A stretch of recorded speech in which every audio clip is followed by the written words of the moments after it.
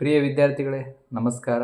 ನಾನು ಸಂತೋಷ್ ರಾಠೋಡ್ ಅಂತೇಳಿ KLE ಸಂಸ್ಥೆಯ ಶಿಕ್ಷಣ ಮಹಾವಿದ್ಯಾಲಯ ಹುಬ್ಬಳ್ಳಿಯಲ್ಲಿ ವ್ಯಾಸಂಗ ಅಂದರೆ ದ್ವಿತೀಯ ವರ್ಷದಲ್ಲಿ ನಾನು ವ್ಯಾಸಂಗ ಮಾಡ್ತಿದ್ದೀನಿ. ನನ್ನ ಇವತ್ತು ವಿಶೇಷ ಏನು ಸುದ್ದಿ ಅಂದರೆ, ನಾನು ಇವತ್ತು 9ನೇ ತರಗತಿಯ ಒಂದು ಯೂಟ್ಯೂಬ್ ಆನ್ಲೈನ್ ಕ್ಲಾಸ್ ಮಾಡಬೇಕಂತಿತ್ತು. ಆದ ಕಾರಣ ನಾನು ಯೂಟ್ಯೂಬ್ ಕ್ಲಾಸ್ ಮಾಡ್ತಾಯಿದ್ದೀನಿ. ಇಂಪಾರ್ಟೆಂಟ್ ಅಂದರೆ ಒಂದು ವಿಶೇಷವಾದ ಒಂದು ಅಧ್ಯಯನ ಅಂದರೆ ಅದು ನಮಗೆ ಬಹಳ ಉಪಯುಕ್ತವಾದ ಅಂದರೆ ಭೂಮಿಗೆ ಸಂಬಂಧಪಟ್ಟ ಒಂದು ಶಾಸ್ತ್ರ, ಅದು ಭೂಗೋಳಶಾಸ್ತ್ರ ಅಂತ ಹೇಳ್ಬೋದು. ಅದರಲ್ಲಿ ವಿಶೇಷಿತವಾಗಿ ನಮ್ಮ ಕರ್ನಾಟಕದ ಬಗ್ಗೆ ಇಲ್ಲಿ ಕಂಡುಬರುವ ಒಂದು ಪ್ರಮುಖ ಒಂದು ವಿಶೇಷವಾದ ಟಾಪಿಕನ್ನು ತಗೊಂಡು ಬರ್ತಾಯಿದ್ದೀನಿ.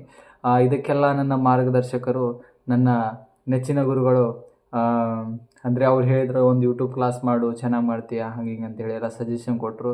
ಎಲ್ಲ ಸ್ಕಿಲ್ಲೆಲ್ಲ ಯೂಸ್ ಮಾಡ್ಕೋರಿ, ಮುಂದಿನ ದಿನಗಳಲ್ಲಿ ತಾವುಗಳು ಎಲ್ಲ ಒಂದು ಒಳ್ಳೆಯ ಉನ್ನತದ ಶಿಕ್ಷಕರಾಗ್ತೀರ ಅಂತ ಹೇಳಿ ನಮ್ಮ ಗುರುಗಳು ನಮಗೆ ಎಲ್ಲ ಹೇಳ್ಕೊಟ್ಟಿದ್ರು.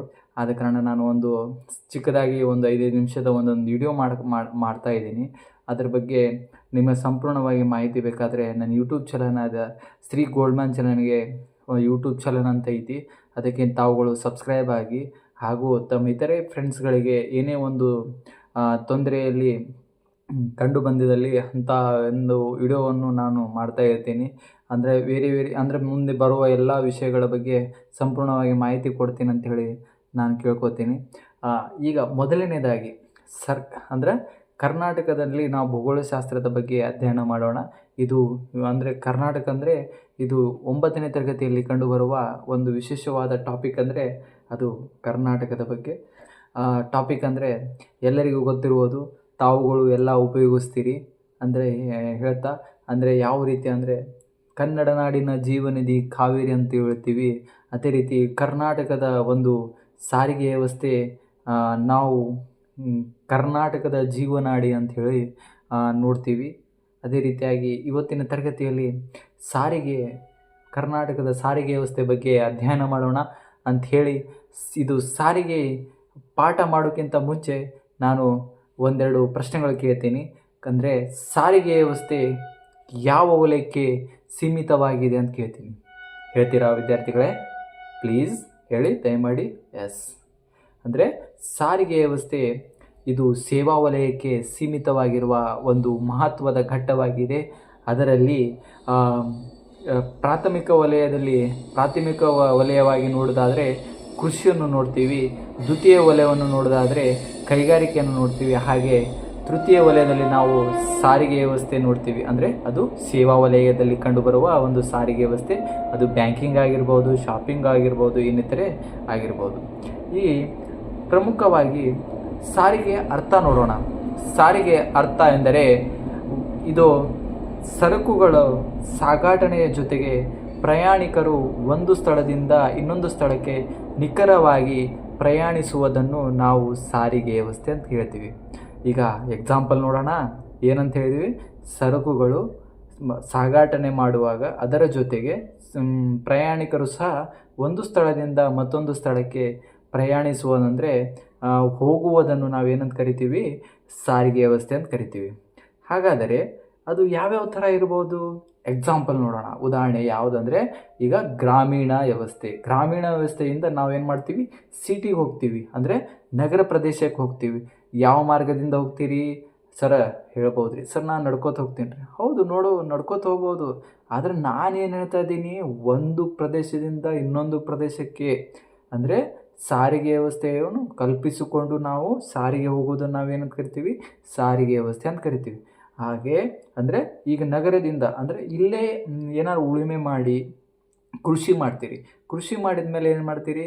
ಅದಕ್ಕೆ ಇಲ್ಲೇ ಮಾರಾಟ ಮಾಡೋದಕ್ಕೆ ಬರೋದಿಲ್ಲ. ಅದಕ್ಕೆ ನಾವೇನು ಮಾಡ್ತೀವಿ? ಒಂದು ಪ್ರದೇಶದಿಂದ ಇನ್ನೊಂದು ಪ್ರದೇಶಕ್ಕೆ, ಅಂದರೆ ನಗರ ಪ್ರದೇಶದಲ್ಲಿ ನಾವೇನು ಅಂತೀವಿ? ಮಾರುಕಟ್ಟೆ ಇರುತ್ತಲ್ಲ, ಆ ಪ್ರದೇಶಕ್ಕೆ ಹೋಗಿ ನಾವೇನು ಮಾಡ್ತೀವಿ? ಮಾರಬೇಕಾದ್ರೆ ನಮಗೇನು? ಸಾರಿಗೆ ವ್ಯವಸ್ಥೆ ಬೇಕು. ಹೌದಾ? ಅರ್ಥ ಆಯ್ತಾ? ಅದೇ ರೀತಿಯಾಗಿ ಆರೋಗ್ಯ ಎರಡನೇದಾಗಿ ಏನು? ವೆರಿ ಇಂಪಾರ್ಟೆಂಟ್, ಅಂದರೆ ಮಾನವನಿಗೆ ಅವಶ್ಯಕವಾಗಿರುವ ಒಂದು ವ್ಯವಸ್ಥೆ ಅಂದರೆ ಅದು ಆರೋಗ್ಯ ಇದು ಮಾನವನಿಗೆ ಅತಿ ಅವಶ್ಯಕವಾದ ಒಂದು ವ್ಯವಸ್ಥೆ ಅಂತ ಹೇಳಿದ್ದೀವಿ. ಯಾವ ರೀತಿ ಅಂದರೆ, ಈಗ ಆರೋಗ್ಯದಲ್ಲಿ ಏರುಪೇರು ಏನಾದ್ರು ಉಂಟಾದರೆ ಅಂದರೆ ದೊಡ್ಡ ಕಾಯಿಲೆ ಅಂದರೆ ನಿಮ್ಮೂರಲ್ಲಿ ಒಂದು ಯಾವುದೇ ಒಂದು ಊರಿನಲ್ಲಿರ್ಬೋದು, ನಗರ ಪ್ರದೇಶದಲ್ಲಿರ್ಬೋದು, ಅಲ್ಲಿ ಏನಿರುತ್ತೆ ಒಂದು ಆರೋಗ್ಯ ಕೇಂದ್ರ ಇರುತ್ತೆ. ಬಟ್ ಅಲ್ಲಿ ಏನಿರುತ್ತಾ ಅಂದ್ರೆ ವೈದ್ಯಕೀಯ ಸೌಲಭ್ಯಗಳು ದೊರಕುವುದಿಲ್ಲ. ಆವಾಗ ತಾವೇನು ಮಾಡ್ತೀರಿ, ಒಂದು ಪ್ರದೇಶದಿಂದ ಏನು ಮಾಡ್ತೀರಿ ಮತ್ತೊಂದು ಪ್ರದೇಶಕ್ಕೆ ನಾವೇನು ಮಾಡ್ತೀವಿ ವಲಸೆ ಹೋಗ್ತೀವಲ್ಲ, ಅದೇ ಅಂದರೆ ಅದು ಆರೋಗ್ಯದಲ್ಲಿ ನಾವೇನು ಮಾಡ್ತೀವಿ ಸಾರಿಗೆ ವ್ಯವಸ್ಥೆ ಕಾಣ್ತೀವಿ. ಹೌದಾ? ಅದೇ ರೀತಿಯಾಗಿ ಮತ್ತು ಶಿಕ್ಷಣ ಆಗಿರ್ಬೋದು, ರಾಜಕಾರಣಿ ಆಗಿರ್ಬೋದು. ಅಂದರೆ ಶಿಕ್ಷಣ ಅಂದರೆ ಯಾವ ರೀತಿ ಅಂದರೆ ನಾವು ಇಲ್ಲಿ ಪ್ರಾಥಮಿಕ ಶಿಕ್ಷಣ ಮುಗಿಸ್ತೀವಿ ಅಲ್ಲಿ ಊರಲ್ಲಿ. ಹೌದಾ? ಈ ಊರಲ್ಲಿ ಇರ್ಬೋದು, ನಗರ ಪ್ರದೇಶದಲ್ಲಿ ಎಲ್ಲರೂ ಇರ್ಬೋದು. ಅದನ್ನು ನಾವೇನು ಮಾಡ್ತೀವಿ, ಆ ಒಂದು ಪ್ರದೇಶದಿಂದ ಮತ್ತೊಂದು ಪ್ರದೇಶಕ್ಕೆ ನಾವೇನು ಮಾಡ್ತೀವಿ ಉನ್ನತ ಶಿಕ್ಷಣ ಪಡೆಯುವ ಸಲುವಾಗಿ ನಾವೇನು ಮಾಡ್ತೀವಿ ದೂರದ ಊರಿಗೆ ಹೋಗ್ತೀವಿ. ಅಲ್ಲಿ ನಮಗೆ ಸಾರಿಗೆ ವ್ಯವಸ್ಥೆ ಉಪಯೋಗ ಆಗುತ್ತದೆ. ಅದೇ ರೀತಿಯಾಗಿ ರಾಜಕಾರಣಿಗಳು ಅಂದರೆ ನಮ್ಮಿಂದ ವಾಗಿರುವ ಪ್ರತಿನಿಧಿಗಳು ಏನು ಮಾಡ್ತಾರೆ, ಅಲ್ಲಿ ಆರಿಸಿ ಹೋಗಿ ಅಂದರೆ ಅಲ್ಲಿ ಪಾರ್ಲಿಮೆಂಟ್ ಸಭೆ ಸೇರ್ಬೇಕಾದ್ರೆ ಅಲ್ಲಿ ಏನು ವ್ಯವಸ್ಥೆ ಬೇಕು ಅವರಿಗೆ, ಸಾರಿಗೆ ವ್ಯವಸ್ಥೆ ಬೇಕು. ಅಂದರೆ ನಾವು ಇಲ್ಲೇ ಕುಂತು ಮಾತಾಡ್ತೀವಿ, ಇಲ್ಲೇ ಕುಂತು ನಾವು ಎಲ್ಲ ಜನರಿಗೆ ಸುವ್ಯವಸ್ಥೆಯನ್ನು ಕಲ್ಪಿಸಿಕೊಡ್ತೀವಿ ಅಂತ ಹೇಳಿ ಇದು ಏನಾಗುತ್ತೆ ಭ್ರಮೆಯಲ್ಲಿ ಇರುತ್ತೆ. ಇದರಿಂದ ಏನಾಗುತ್ತೆ ಎಲ್ಲ ತೊಂದರೆಗಳು ಉಂಟಾಗುತ್ತೆ. ಹಾಗಾದರೆ ವಿದ್ಯಾರ್ಥಿಗಳೇ, ಸಾರಿಗೆ ವ್ಯವಸ್ಥೆ ಬಗ್ಗೆ ನಾವು ಏನು ಮಾಡ್ತಿದ್ದೀವಿ ಅಧ್ಯಯನ ಮಾಡಕತ್ತೀವಲ್ಲ, ಅದರಲ್ಲಿ ಪ್ರಮುಖವಾಗಿ ಸಾರಿಗೆ ವ್ಯವಸ್ಥೆಯಲ್ಲಿ ಎಷ್ಟು ವಿಧಗಳು ಕಾಣ್ತೀವಿ ಅಂದರೆ ಯಾವ ಹೇಳ್ತೀರಾ ವಿದ್ಯಾರ್ಥಿಗಳೇ? ಪ್ಲೀಸ್ ದಯಮಾಡಿ ತಮಗೆ ಅತಿ ಅವಶ್ಯಕವಾಗಿರುವ ಒಂದು ಸಾರಿಗೆ ವ್ಯವಸ್ಥೆ ನಾವು ಪ್ರಮುಖವಾಗಿ ನೋಡ್ತೀವಿ. ಯಾವುವು ಅಂದರೆ ಹೌದು, ರಸ್ತೆ ಸಾರಿಗೆ ಆಗಿರ್ಬೋದು, ರೈಲು ಸಾರಿಗೆ ಆಗಿರ್ಬೋದು, ಮತ್ತು ಸಾರಿಗೆ ಆಗಿರ್ಬೋದು, ಮತ್ತು ಇದು ಕೊನೆಯದಾಗಿ ವಾಯು ಸಾರಿಗೆ ಆಗಿರ್ಬೋದು. ಹೌದಾ? ರಸ್ತೆ ಸಾರಿಗೆ, ರೈಲು ಸಾರಿಗೆ, ಜಲ ಸಾರಿಗೆ, ವಾಯು ಸಾರಿಗೆ ಇವು ಏನು ಕರ್ನಾಟಕದ ಪ್ರಮುಖ ಸಾರಿಗೆ ವ್ಯವಸ್ಥೆಯ ವಿಧಗಳು ಅಂತ ನೋಡ್ತೀವಿ. ಹೌದಾ? ಈಗ ಹಾಗಾದರೆ ರಸ್ತೆ ಸಾರಿಗೆಯ ಪ್ರಾಮುಖ್ಯತೆ ನೋಡೋಣ ವಿದ್ಯಾರ್ಥಿಗಳೇ. ಹಾಗಾದರೆ ಕರ್ನಾಟಕದಲ್ಲಿ ಅತಿ ಹೆಚ್ಚು ಹಳ್ಳಿಗಾಡಿನಲ್ಲಿ ವಾಸಿಸುತ್ತಿರುವ ಜನರ ಸಮೂಹಕ್ಕೆ ನಮಗೆ ಏನು ಬೇಕು, ಒಂದು ಸಾರಿಗೆ ಕಲ್ಪಿಸುವುದು ಯಾವುದಂದರೆ ಹಳ್ಳಿಗಾಡಿನಲ್ಲಿ. ಅಂದರೆ ಅಲ್ಲಿ ಏನು ಮಾಡೋಕ್ಕಾಗಲ್ಲ, ವಾಯು ಸಾರಿಗೆ ಕಲ್ಪಿಸೋಕ್ಕಾಗಲ್ಲ, ಜಲ ಸಾರಿಗೆ ಮಾಡೋಕ್ಕಾಗಲ್ಲ. ಯಾಕೆಂದರೆ ಅದಕ್ಕೆ ಜಲ ಸಾರಿಗೆ ಅಂದರೆ ಅಂತ ಏನು ಬೇಕು, ನದಿ ಬೇಕು, ಸಮುದ್ರ ಬೇಕು. ಅದೇ ರೀತಿಯಾಗಿ ವಾಯು ಸಾರಿಗೆ ಅಂದರೆ ಅಲ್ಲಿ ಏರ್ಪೋರ್ಟ್ ರೆಡಿ ಆಗಬೇಕು. ಮತ್ತು ರೈಲು ಸಾರಿಗೆ ನೋಡೋದಾದರೆ ಅಲ್ಲಿ ರೈಲು ಮಾರ್ಗಗಳು ಬೇಕು. ಆದ್ದರಿಂದ ಇಲ್ಲಿ ಏನಾಗುತ್ತೆ, ಅಲ್ಲಿ ಯಾವುದೇ ಒಂದು ರಸ್ತೆ ಸಾರಿಗೆ ಕಲ್ಪಿಸಲು ಸಾಧ್ಯವಾಗುವುದಿಲ್ಲ. ಅದು ಮಾತ್ರ ಅಂದರೆ ಒಂದು ಮಹತ್ವ ಪಡೆದಿದೆ ಯಾವುದಂದರೆ ಅದು ರಸ್ತೆ ಸಾರಿಗೆ ಮಾತ್ರ. ಇದರಿಂದ ರಸ್ತೆಗಳು ಸುಲಭವಾಗಿ ಮತ್ತು ಕಡಿಮೆ ವೆಚ್ಚದಲ್ಲಿ ನಿರ್ಮಿಸಬಹುದು. ಅಂದರೆ ಈ ಹಳ್ಳಿಗಾಡಿ ಪ್ರದೇಶದಲ್ಲಿ ನಾವೇನು ಮಾಡ್ತೀವಿ, ಒಂದು ಪ್ರದೇಶದಿಂದ ಮತ್ತೊಂದು ಪ್ರದೇಶಕ್ಕೆ ನಗರದಲ್ಲಿ ಜನವಸತಿ ಹೆಚ್ಚಾಗಿರುವುದರಿಂದ ನಾವೇನು ಮಾಡ್ತೀವಿ, ಅಲ್ಲಿ ವಲಸೆ ಹೋಗಬೇಕಂದ್ರೆ ಕಡಿಮೆ ವೆಚ್ಚದಲ್ಲಿ ನಾವೇನು ಸುಲಭವಾಗಿ ರಸ್ತೆಗಳನ್ನು ನಿರ್ಮಾಣ ಮಾಡ್ಬೋದು. ಆ ರಸ್ತೆಗಳು ವಿಧಗಳು ಯಾವುವು ಅಂತೇಳಿ ನೆಕ್ಸ್ಟ್ ಮುಂದಿನ ಅವಧಿಯಲ್ಲಿ ನೋಡೋಣ. ಅದೇ ರೀತಿಯಾಗಿ ಇವು ರಾಜ್ಯದ ಅಭಿವೃದ್ಧಿಗಾಗಿ ಅಂದರೆ ಕೃಷಿ ಆಗಿರ್ಬೋದು, ಕೈಗಾರಿಕೆ ಆಗಿರ್ಬೋದು, ಗಣಿಗಾರಿಕೆ ಆಗಿರ್ಬೋದು, ವಾಣಿಜ್ಯ ಉದ್ಯಮಿಗಳಾಗಿರ್ಬೋದು, ಇದನ್ನು ಪ್ರತಿನಿಧಿಸುವುದು ಯಾವುದಂದರೆ ಅದು ರಸ್ತೆ ಸಾರಿಗೆ ಮಾತ್ರ. ಕೃಷಿ, ಕೈಗಾರಿಕೆ, ಗಣಿಗಾರಿಕೆ ಮತ್ತು ವಾಣಿಜ್ಯ ಉದ್ಯಮಿಗಳನ್ನು ಕಲ್ಪಿಸುವ ಒಂದು ಮಾರ್ಗ ಯಾವುದು, ಪ್ರಗತಿಯಲ್ಲಿರುವುದಂದರೆ ಅಭಿವೃದ್ಧಿ ಹೊಂದಿರುವುದಲ್ಲಿ ಒಂದು ರಸ್ತೆ ಸಾರಿಗೆ ಅಂತ ನೋಡ್ತೀವಿ. ಹಾಗಾದರೆ ಇಷ್ಟೊತ್ತನ ನಾವು ಏನು ಮಾಡ್ತೀವಿ, ರಸ್ತೆ ಸಾರಿಗೆಯ ಪ್ರಾಮುಖ್ಯತೆ ನೋಡ್ತೀವಿ. ಅದೇ ರೀತಿಯಾಗಿ ರಸ್ತೆ ಸಾರಿಗೆ ಬೆಳವಣಿಗೆ ಯಾವ ರೀತಿ ಆಯಿತು ಕರ್ನಾಟಕದಲ್ಲಿ ಅಂದರೆ ಕರ್ನಾಟಕದ ಪ್ರಾಚೀನ ಕಾಲದಿಂದಲೂ ಏನಾಗಿದೆ, ರಸ್ತೆ ಸಾರಿಗೆ ರೂಢಿಯಲ್ಲಿದೆ. ಅಂದರೆ ಪ್ರಾಚೀನ ಕಾಲದ ಅಂದರೆ ಇತಿಹಾಸದ ಪೂರ್ವದಲ್ಲಿ ನಮಗೇನೈತಿ, ಕರ್ನಾಟಕದಲ್ಲಿ ರಸ್ತೆ ಸಾರಿಗೆ ಒಂದು ರೂಢಿಯಲ್ಲಿದೆ. ಯಾವ ರೀತಿ ಅಂದರೆ ರಾಜ್ಯ ಮಹಾರಾಜರು ತಮ್ಮ ಸೈನಿಕರು ಮತ್ತು ಆಡಳಿತ ನಿರ್ವಹಣೆಗಾಗಿ ಏನು ಮಾಡ್ತಾರೆ, ಇದನ್ನು ರಸ್ತೆಗಳನ್ನು ನಿರ್ಮಾಣ ಮಾಡ್ಕೋತಿದ್ರು. ಹೌದಾ? ಪ್ರಮುಖವಾಗಿ ಆ ಮಾರ್ಗಗಳಲ್ಲಿ ಅಂದರೆ ಈಗ ನಾವು ಹೊಸದಾಗಿ ಈಗ ರಸ್ತೆ ಸಾರಿಗೆ ಬಸ್ ಸ್ಟ್ಯಾಂಡ್ ನೋಡ್ತೀವಿ. ಬಸ್ ಸ್ಟ್ಯಾಂಡ್ ಅಲ್ಲ, ಈಗಿನ ಕಾಲದಲ್ಲಿ ನಾವು ಏನು ನೋಡ್ತೀವಿ, ಬಸ್ ಸ್ಟ್ಯಾಂಡ್ಸ್ ಅಂದರೆ ಬಸ್ಸು ನಿಲ್ಲುವ ಒಂದು ಸ್ಥಳಕ್ಕೆ ಅಂದರೆ ವಾಹನಗಳು ನಿಲ್ಲುವುದಕ್ಕೆ ನಾವು ಏನಂತ ಕರಿತೀವಿ, ಒಂದು ನಿಲ್ದಾಣ ಅಂತಂದು ಕರಿತೀವಿ. ಅದೇ ರೀತಿ ಅವಾಗ ಏನಿತ್ತು ಅಂದರೆ ಅರವಟ್ಟಿಗೆ, ತಂಗುದಾಣ, ತೂಪುಗಳು ಮತ್ತು ಛತ್ರಗಳಿದ್ದವು. ಇವು ಒಳನಾಡಿನ ಸಂಪರ್ಕಿಸುವ ಒಂದು ರಸ್ತೆಗಳಿಗೆ ಮಾತ್ರ ನಿರ್ಮಾಣ ಮಾಡ್ತಿದ್ರು. ಅಂದರೆ ಕರ್ನಾಟಕದಲ್ಲಿ ಅಷ್ಟೇ ಇದು ನಿರ್ಮಾಣ ಮಾಡ್ತಿದ್ರು. ಅದೇ ನಂತರ ಏನಾಯ್ತು ಅಂದರೆ ಇದು ಕರ್ನಾಟಕದ ಸ್ವಾತಂತ್ರ್ಯ ಪೂರ್ವದಲ್ಲಿ ಅಂದರೆ ಕರ್ನಾಟಕದ ಅಂದರೆ ಭಾರತದಲ್ಲಿ ಸ್ವಾತಂತ್ರ್ಯ ಸಿಗೋಕ್ಕಿಂತ ಪೂರ್ವದಲ್ಲಿ ಅಷ್ಟೊಂದು ರಸ್ತೆಗಳು ನಿರ್ಮಾಣವಾಗಿರಲಿಲ್ಲ. ಅಂದರೆ ಕರ್ನಾಟಕ ಸ್ವಾತಂತ್ರ್ಯ ಸಿಗೋಕ್ಕಿಂತ ಮುಂಚೆ ಏನಾಗಿತ್ತು, ಅಷ್ಟೊಂದು ರಸ್ತೆಗಳು ನಿರ್ಮಾಣವಾಗಿರಲಿಲ್ಲ. ಅವಾಗ ಏನಿದ್ದು ಕರ್ನಾಟಕ ಒಂದು ಇದು ಇತ್ತಲ್ಲ, ಮೈಸೂರು ಪ್ರಾಂತ್ಯಕ್ಕೆ ಸೀಮಿತವಾಗಿತ್ತು. ಅಲ್ಲಿಂದ ಮೈಸೂರಿಂದ ಏನಾಗಿತ್ತು, ಬೆಂಗಳೂರಿಗೆ ಒಂದು ಜಿಲ್ಲಾ ಕೇಂದ್ರವಾಗಿ ಸಂಪರ್ಕಿಸುವ ರಸ್ತೆಗಳು ಇದ್ದವು. ಅಲ್ಲಿ ಅಂದರೆ ಅಷ್ಟೊಂದು ಡೆವಲಪ್ಮೆಂಟ್ ಆಗಿದ್ದಿಲ್ಲ, ಅಂದರೆ ಅಭಿವೃದ್ಧಿ ಹೊಂದಿದ್ದಿಲ್ಲ.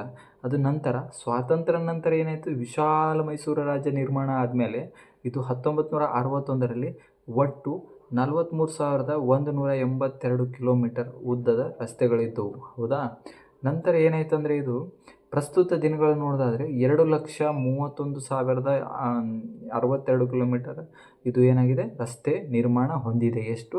2,31,062 ಕಿಲೋಮೀಟರ್ ರಸ್ತೆ ಅಂದರೆ ಪ್ರಸ್ತುತ ದಿನಗಳಲ್ಲಿ ನಿರ್ಮಾಣ ಹೊಂದಿದೆ. ಇದು ಶೇಕಡಾವಾರ ಎಷ್ಟಂದರೆ 35ರಷ್ಟು ಇದು ಭಾಗದ ಪಕ್ಕಾ ರಸ್ತೆಗಳು ಅಂದರೆ ಸಿದ್ಧ ರಸ್ತೆಗಳಾಗಿ ಮಾರ್ಪಾಡಾಗಿದೆ.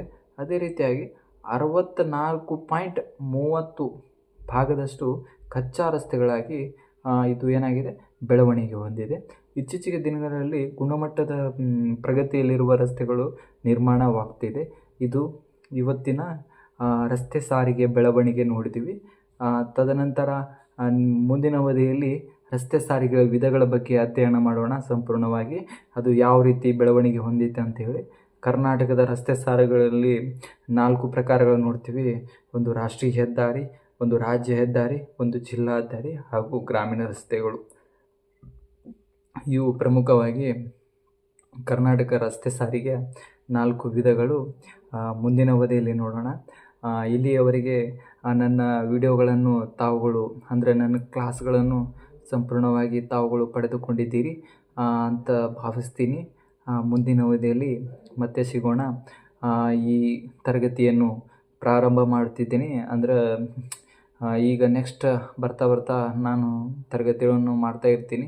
ಅಂದರೆ ಇವೆಲ್ಲ KLE ಸಂಸ್ಥೆಯ ಶಿಕ್ಷಣ ಮಹಾವಿದ್ಯಾಲಯ ಹುಬ್ಬಳ್ಳಿ ಇವರಿಂದ ಅಂದರೆ ಪ್ರಶಿಕ್ಷಣಾರ್ಥಿಯಾಗಿದ್ದು ಈಗ ನಾನು B.Ed ಸೆಕೆಂಡ್ ಇಯರ್ನಲ್ಲಿ ವ್ಯಾಸಂಗ ಮಾಡ್ತಿದ್ದೇನೆ. ಇದಕ್ಕೆಲ್ಲ ಕಾರಣೀಭೂತರಾದರಂದರೆ KLE ಸಂಸ್ಥೆಯ ಶಿಕ್ಷಣ ಮಹಾವಿದ್ಯಾಲಯದ ಹುಬ್ಬಳ್ಳಿಯ ಪ್ರಾಚಾರ್ಯರು, ಗುರುಗಳು ಹಾಗೂ ನನ್ನೆಲ್ಲ ಗುರುವೃಂದರಿಗೂ ನನ್ನ ನಮಸ್ಕಾರಗಳು ಹೇಳ್ತಾ ಇವತ್ತಿನ ತರಗತಿಯನ್ನು ನಾನು ಮುಕ್ತಾಯ ಮಾಡ್ತಿದ್ದೀನಿ. ಮುಂದಿನ ತರಗತಿಯಲ್ಲಿ ಸಿಗೋಣ. ಧನ್ಯವಾದಗಳು.